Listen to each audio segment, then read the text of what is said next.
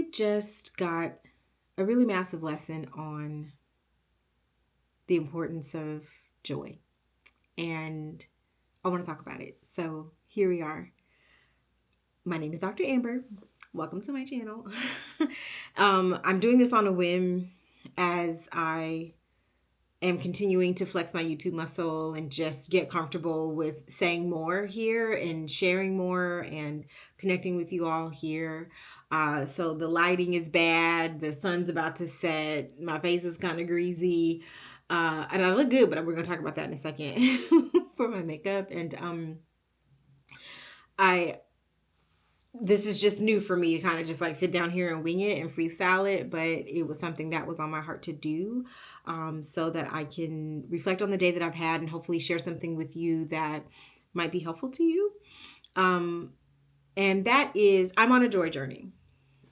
You can go to my Substack, just say more with Dr. Amber, and learn a little bit more about what that means to me. But the synopsis is that as a high achiever, I was somebody who grew up without a lot of hobbies. And so I'm, a middle-aged woman without hobbies. And I am learning to not just pursue hobbies, but to do things just for the sake of it and for fun. And I'm so excited about this. It's a very simple notion. It's a simple concept, but when you're someone like me who learned worthiness through achievement, breaking up with that learning and unlearning it takes a lot of work. So last year I made a list of some things that I wanted to do, but I didn't really pursue them. And so I did a few things on my joy journey list and I enjoyed it. But this year I wanted to do it with more intention and with more focus and be more deliberate about it. So one of the things on my joy journey list this year was to take a private one-on-one session with a makeup artist, because I am a speaker, as you may or may not know, and I don't always get my makeup professionally done when I'm speaking, but what I have wanted to do is make sure that whether it's virtual or in person, that I could do my makeup if I had to. And I wanted it to look a bit more pronounced than just my usual 5-minute face. And I feel like I've mastered my 5-minute face, and I just like to throw a little something on to make sure that, I look put together, a little polished even. But I wanted to learn some techniques that could be helpful to me. I went to the YouTube School of Beauty, child. Okay. That's how I learned how to get the basics down. And so shout out to creators who have been in the game a long time, like Jackie Aina, and there was Andrea Renee. I've watched her videos a lot too. And even in watching their content, though, it still felt like it was not attainable for me. And it took me some time to just get comfortable with practicing with makeup and so forth. So I just have the basics down. Like, that is my goal. I always just wanted to be able to just put myself together if I wanted to. But with putting it on my joy journey list, I wanted to be more thoughtful about it. And so it's kind of like a two-parter. This particular item on my joy journey list, it has a dual purpose. One, for me to do it just for fun, but two, in doing it just for fun, I also will gain some skill and be able to apply it to a variety of settings, whether it's for work as a speaker or on a date with my husband, or just because I want to on a random Tuesday, right? So I had a photo shoot in 2024. We did a family shoot with my favorite photographer, Danielle Finney, and as part of my work with her, you get a makeup artist comes with the package. And this woman is here local to Atlanta. And I really hit it off with her. I thought she was so great. And I enjoyed her doing my makeup. And I was like, hey, do you do one-on-one sessions? And she was like, yes, I do. So I kept in touch with her, where I got her information on social, and I've been following her since then. And I knew whenever I did a one-on-one class, it would be with her. So I finally booked it. So the way that I'm approaching it, the way that I'm approaching it this year is I have a list that I'm rolling over from last year, and every month I'll pull something from the list. I made like this little spreadsheet because, of course, I made a list in Notion, and I put down, okay, January, February, March, blah, blah, blah, all the 12 months, the date that I booked the thing and when it's going to happen and so forth, and also how much it costs, because a big point of my learning for me was because as a kid, I didn't really get those financial investments in me being able to do things like cheer and be on the dance team and like all this stuff.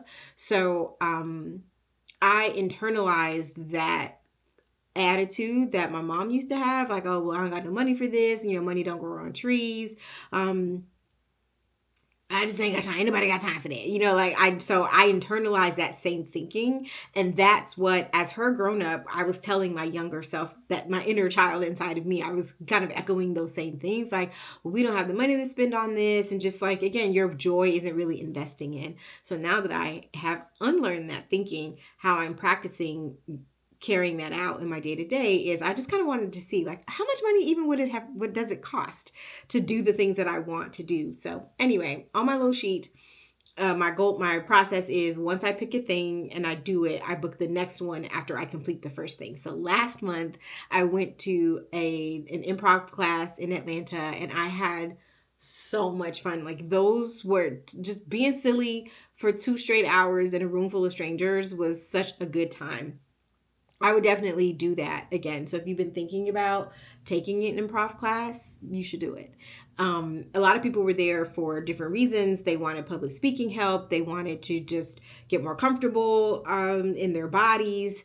Some folks were there because they wanted to practice the English language. It really ran the gamut as to reasons why people attended that class. And then there were a bunch of people like me who were there to do it just for fun. And so one woman said that she was there because she wanted to think more quickly on her feet, and I liked that. But anyway, that was my Joy Journey activity for January. I did that. I had a blast, and I said, okay, after this one, then I would book the next thing. So that was how this class came up. I wanted to do the class now, or the one-on-one session with her now, because wedding season is going to start soon, and I just didn't want to I didn't want to have to compete with her schedule for wedding season. So I was like, let me just go ahead and get it out of the way now in the winter. So then that way also I have more time throughout the year to practice. And so that's what I did. I booked this and she was like, oh my goodness, I'm, looking forward to working with you again. And we met up. I went to her. I took all of my makeup with me, all the things that I own.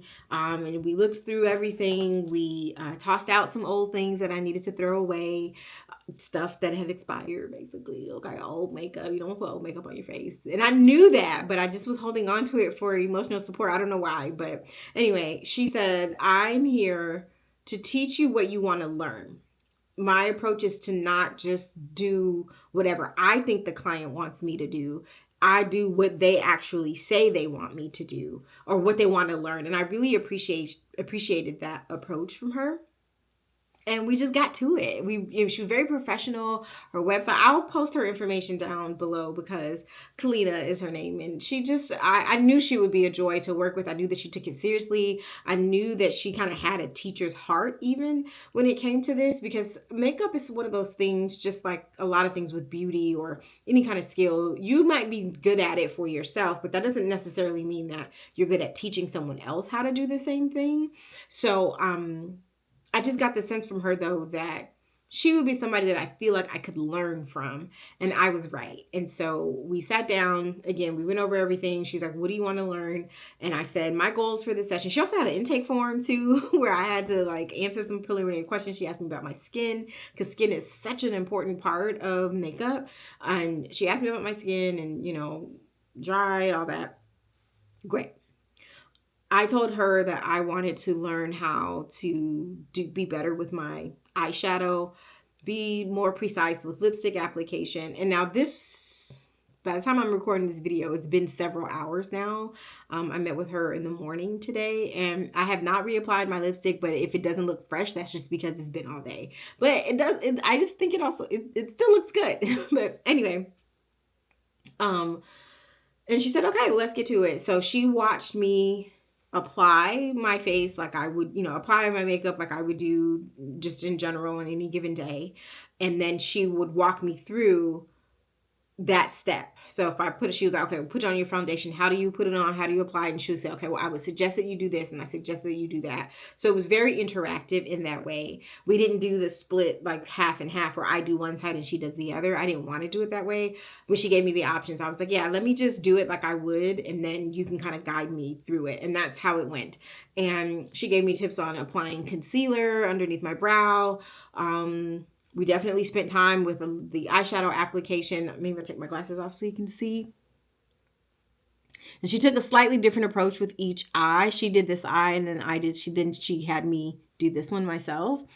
And I just the little techniques and stuff that she taught me, what it did was help me just push open the gate a little further with going a little further with makeup, just not being afraid to apply a little bit more, a little bit more product, not overdoing it.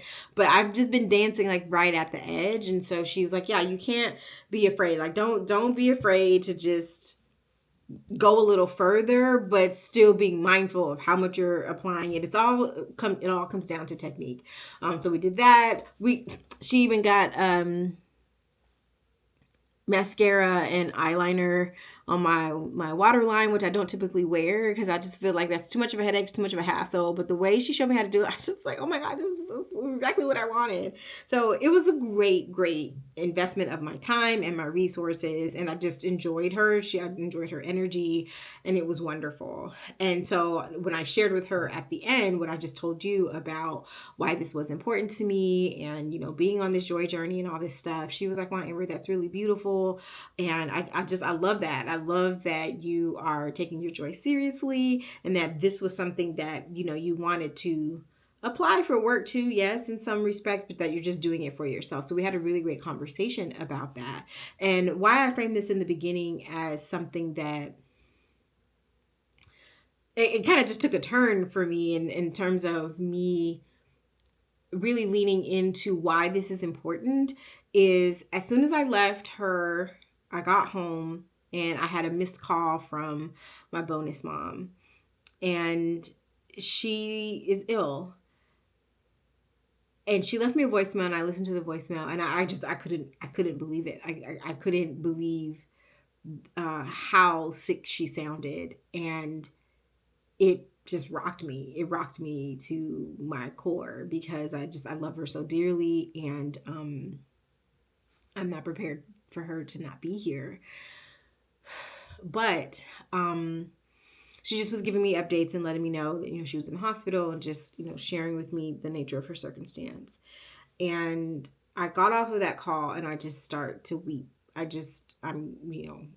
crying. I'm so sad. And I just am like, gosh, here I am. I'm on a high coming out of this makeup session, and I'm feeling good. I look good. I feel beautiful, and then it's just all like down the drain through my tears. Like you can even see, like this was my tissue that I had. I need to throw it away, but like I'm just dabbing all this makeup and so forth. But my husband, he sat here with me, and he dried my tears, and he just was like, walked me through some breathing, and just like, okay, all right, I'm gonna hit this reset button and try to ground myself. And, I won't stay there too long, but the moral of that story and why I share it, or this aspect of the story of my day, is tomorrow is not promised to any of us. She's in her 70s, so, she's not like super old, but she's not super young either. She's a seasoned, mature woman. And this lesson is true for all of us. Like nobody knows when it's our turn. And let me also be clear that she's at this moment, I believe that she will recover from her ailment. I just want to say that. I pray that she will recover from her ailment. But it just got me thinking about how, the saying that life comes at you fast, how true that really is. You just going about your day and everything's good and everything's great and you're smiling, you're happy and all this, you got your lipstick on, whatever. And then you get a phone call and it changes everything. And for me, doing this session today as part of this joy journey is in celebration of life. Life is to be lived, and life is for the living, as we say. And I am just going to lean into this all the more because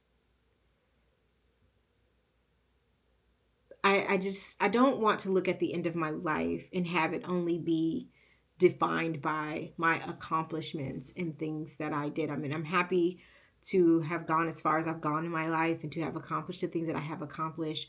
I've done a lot. I'm a business owner, I'm a mom, a wife, educated. I've just done so many things, but there's also still so much I haven't done. So, in Hamilton, he's like, just you wait, just you wait. I feel like that's me. There's a million things I haven't done, but just you wait. That is a reminder for me. And ironically, this same woman, her daughter passed away, I think in 2009. She and I used to work together is how I know her. And we went from being co-workers to family. And her daughter was the same age as me. And I had already lost someone in my life in my age by who was my age by that time in my life. But the fact that her daughter was the exact same age as me, again, rocked me to my core, because I just was like, if you knew that today was your last day, would you be satisfied with what you have done so far? And to many extents, I could say yes, and we don't know when our assignments here are going to be complete, and God will call us home. And so many times it does feel cruel and it feels too soon. And we beg the question, why? And that's fair and that's honest. And in that time, in watching her grieve over the loss of her daughter, I made this commitment to myself to just do my best to live a happy and full life. And I've done that, again, to some extent, but there's more to do. There's more to see and experience, and there's so much more joy to be had. And if you have a prayer to spare, please say one for my bonus mom. And taking a moment to just sit down. Again, I wanted y'all to see my makeup, and I wanted to talk to you, just, okay, like, this is cool. I could talk about this joy journey experience because I was already thinking about recording some content around that and just talking about my journey and sharing about it. But it just really took on a deeper meaning for me today. Knowing that I have the flexibility in my schedule to go and see her if I needed to. Just little things like that. They kind of wake you up, they wake you up. And so it's going to be okay. God is in control. And, yeah, I think that's the point of this video, is for me to just kind of reflect on this moment and punctuate it, document it, and share it with all of you, because I also want to remind you, and I do this often in my work as a coach, that we don't have time to waste. We only have one life here. And that's not time to waste. Go do all the things. Go check everything off your list. Go achieve. But just, I really I love helping people cross the bridge and close the gap between knowing and speaking their truth. And whatever your truth is, it's waiting for you.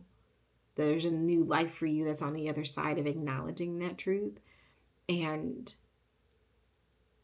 maybe it's time to take a joy journey on your own. Maybe it's time to take a truth journey. And I had to take one of those too in order to even get to this place. So that's what's on my heart to say and share. Thank you for listening. Thank you for watching. Please subscribe if you haven't already, if this video rang a bell for you in any way. And come with me on wherever this journey is going to take me, as I learn new things about myself, and as I just discover so much more of what the world and what life has to offer. So thanks for watching. I'll see you in the next one.